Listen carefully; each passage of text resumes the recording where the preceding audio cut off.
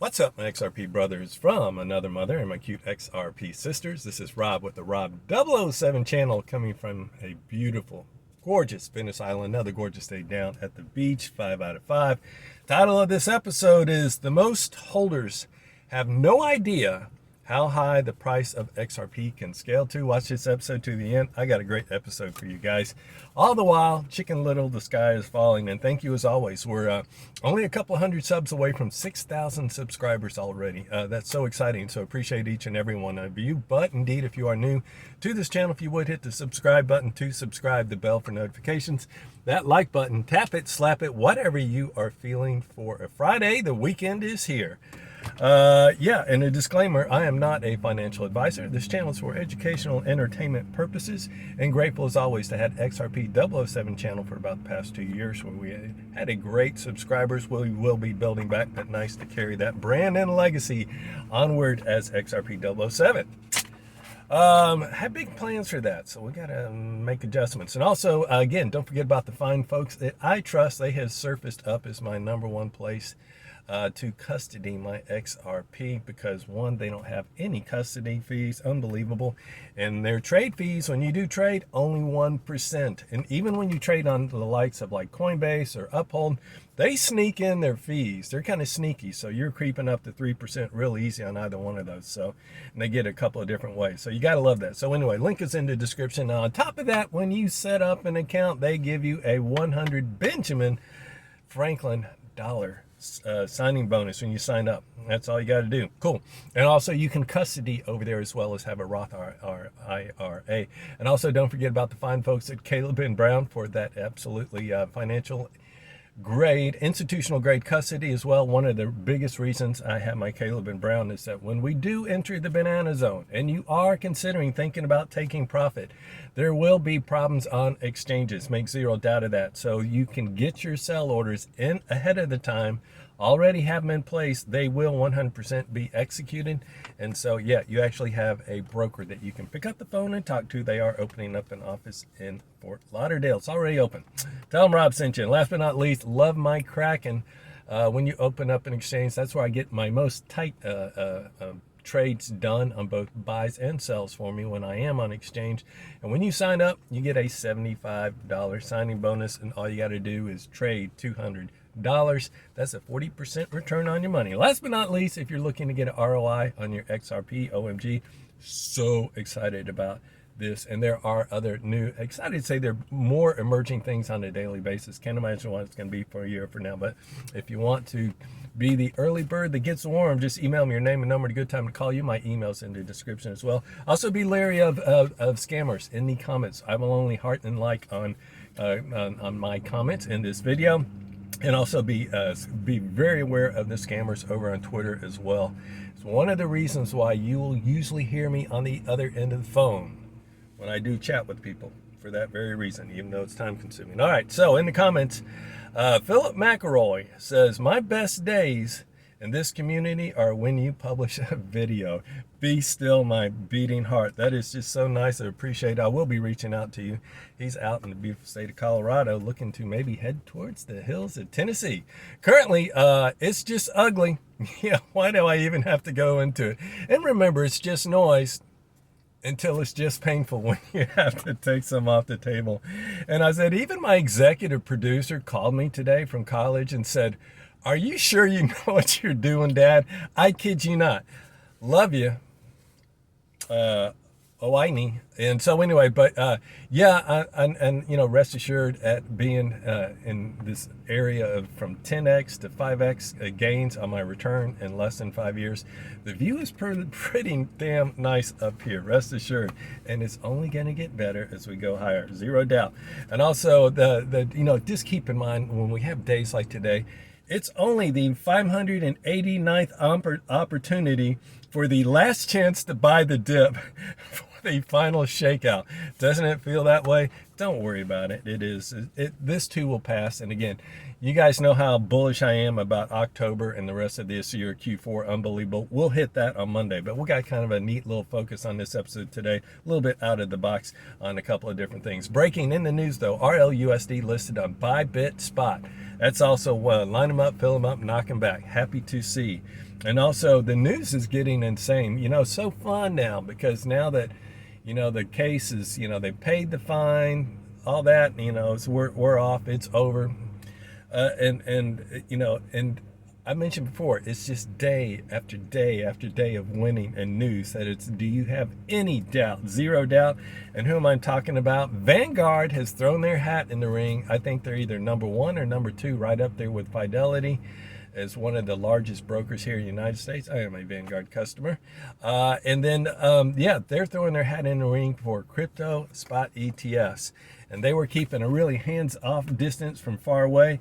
They had finally cozied up to the bar and the table on this one. That's really exciting, because that was like one of the last shoes to drop. And I've been talking about it over the last year, because everybody's going, win BlackRock, win BlackRock, win BlackRock.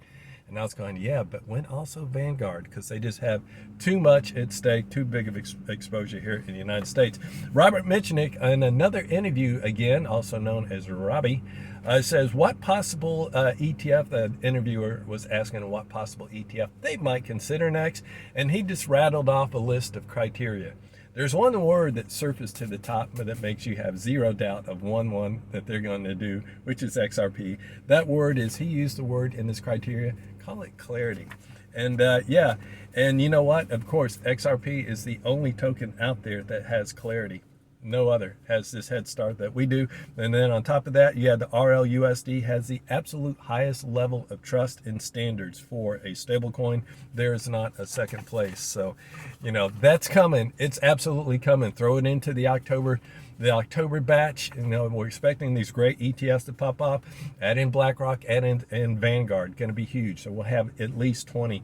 How many of those will be spot ETFs? Not sure. We'll probably have in the neighborhood of at least 10. Banks are aligning. This is from quote of the day from Sir. Trades a lot.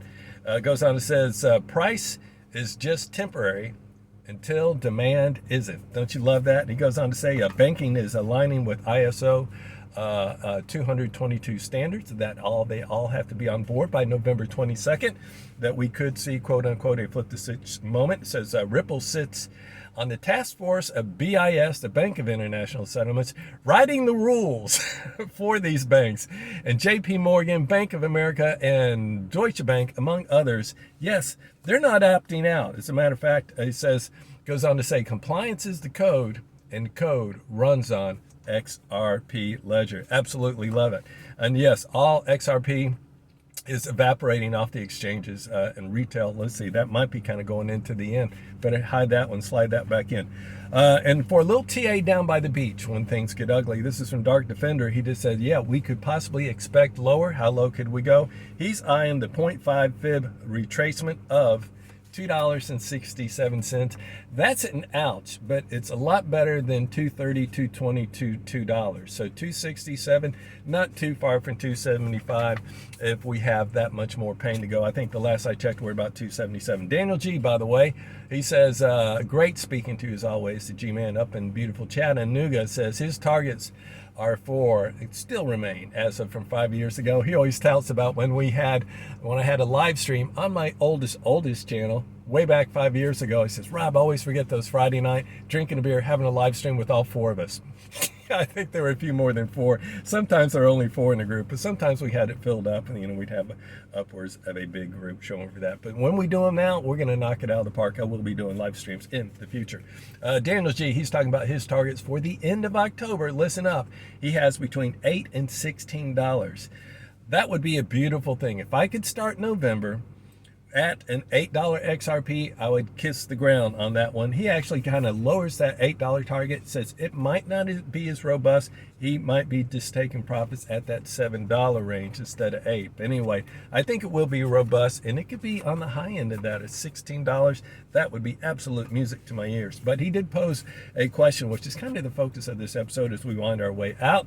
That is, he says the question was, and a great one at that. For the best for last, he says, he was asking if I thought the 4-year cycles were over. And he's been a part of so many of them that you have these bull and bear markets, that you have a very small bull cycle, and then you have like 3 or 4 years that you have in a bear market. So in this case, if we had $8, could it be that we enter a bear market afterwards, after we hit that high? XRP retreats anywhere between 80 and 90%, maybe going anywhere from $8 to $2, sitting there 80 cents to $2 and sit there for 4 years. I know a lot of you guys, anything can happen in this space, but as for me, the answer is a resounding no. And I tell you what, I got so many things to kind of look at, and the signs are just absolutely everywhere. One is that you don't even have to wait. For me, once we get the Clarity Act, it's not only passed, signed into law, but when it becomes effective, that effective date is what we're really looking at. That's when I think that we will start to move into a use case utility, XRP. But it's already beginning right now as we speak. What am I referring to? I'm referring to just 2 days ago with Flare and Axelar, both now getting to the DeFi space, both offering really healthy ROI, somewhere in that 7 to 8% annual. And yes, on day one, Flare did 5 million, Axelar did 13 million. And keep in mind, Flare has a target of getting 5 billion wrapped off the market by the middle of 2026. And yes, and then you can add to that. You add to the spot ETFs. And keep in mind the mindset of a long-term investor over at a Vanguard, a BlackRock, or Fidelity. When they buy their long-term holders, and they're not for short-term gains, they're looking for 5, 10, 15, 20-year investments that they can get a return. That's basically taking the XRP off the market. They won't be checking it. They're not going to be like wanting, like crypto does in terms of it. So you're taking out of those two elements of fear and greed. And keep in mind, that's what drives these markets. When you have markets of these bull and bear cycles, it's all about fear and greed. And oddly enough, that chaos is predictable, which is absolutely why we have Elliott wave theory, as well as we have fibs and other different indicators that we can look at, because it is measurable. But once we take fear and greed out, then does it even exist in being able to move the price? I'll continue on saying that, for one, it says once it continues to go up, not down, we're going to have adoption, folks. That's basically what's going to happen. And I got to kind of get these thrown out a little bit of order where I wanted to go on this. But let's see. Yeah, there's some fun stuff. We're going to get to, there's just so much stuff to kind of cover in all this. Okay, I kind of have to kind of get a little composure because this all kind of ties in together. One is XRP is evaporating, whether it's through Flare, Axelar, or else once we have spot ETFs, they're going to come live in October, and that's going to just start taking XRP off the exchanges. Keep in mind, there's only 1.9 billion roughly that's left on retail exchanges. And keep in mind, Coinbase, they're all out.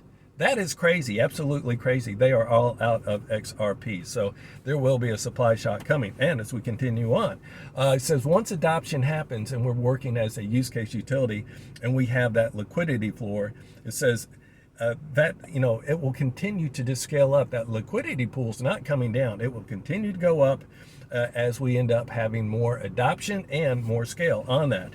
And yes, this is probably one of the bigger ones that so blow me away, because we talk about the banks using it, strategic reserves, treasury bonds, the list goes on and on. But one of the ones that really hit me and stuck with me from last week is the fact that you have 3.3 billion wallets between Google, Apple, Microsoft, and Amazon. When we get that Clarity Act, that yes, they will throw their hat into the crypto league, in the crypto ring, and you're talking about 3.3 billion wallets now having access to crypto, whether it's Bitcoin, Ethereum, or XRP. And then just think, it doesn't take a lot, even if they only buy a small percentage, even if those people only buy 5%, 10% allocation in XRP. How long before you think 1.9 billion is taken off? There will be no XRP left on the exchanges. Yes, and once it works as a bridge currency, it's going to be a beautiful thing, because it will not be working off of fear and greed at all, and when it's working as on-demand liquidity. And so to end this episode, my note cards got really wonky at the end there. I'm going to talk a little fun I had with Daniel G, by the way, because I made my second bet. My first bet I made with XRP, as far as where it's going to go with the price of XRP, is that I just bet my executive producer $100 that we are $100 by the end of this year.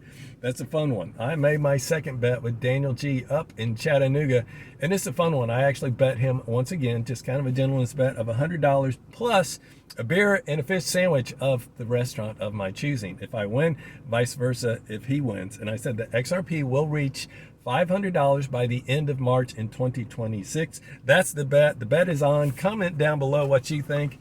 And last but not least, that talking about the price is that most people realize, have no idea how high the price of XRP will scale. Who said that?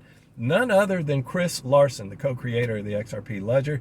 You think he might know a thing or two? And to just put those words, let those sink in, and I'll say it here, the price of XRP will be absolutely beyond your imagination. In short, we're all going to need a bigger boat. I'll see you guys in the next episode. Peace out.